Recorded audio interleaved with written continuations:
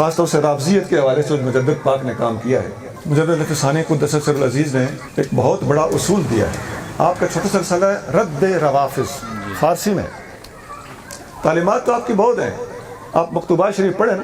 زین اگرامی سفر کا مہینہ ہے، داتا صاحب کی وفات اسی مہینے میں، مجدد پاک کی وفات اسی مہینے میں، اعلیٰ حضرت کی وفات اسی مہینے میں، پیر ملی شاہ صاحب کی وفات اسی مہینے ہے۔ بڑے بڑے اولیاء اس مہینے میں دنیا سے گئے ہیں، اور داتا صاحب کی کتاب کشف المحجوب جس گھر میں ہے اور بندہ اسے کچھ پڑھتا رہے، خدا کی عظمت کی قسم اس کا عقیدہ بھی ٹھیک رہے گا، اس کا عمل بھی ٹھیک رہے گا، اس کی طریقت بھی پوری رہے گی۔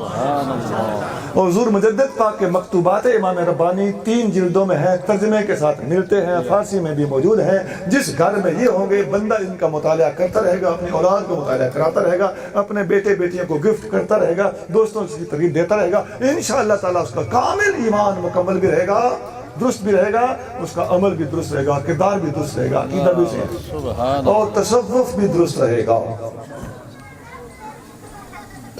یہ کتاب ہر گھر میں ہونی چاہیے۔ کتنے بندوں کے پاس مجدد پاک کے مکتوبات ہیں جی؟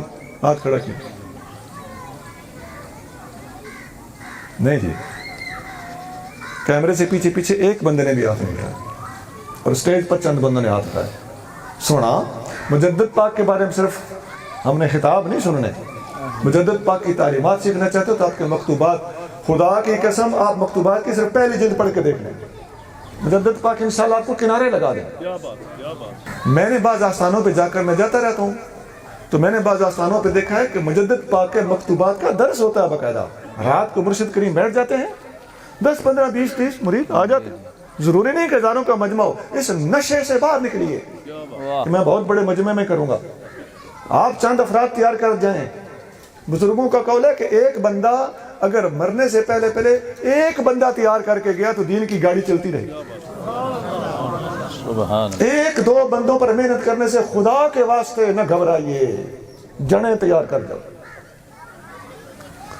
میں درخواست کروں گا کہ مکتوبات امام ربانی ہر گھر میں ہوں، اوکے سوکھے خریدیں، ان کو پڑھا کریں۔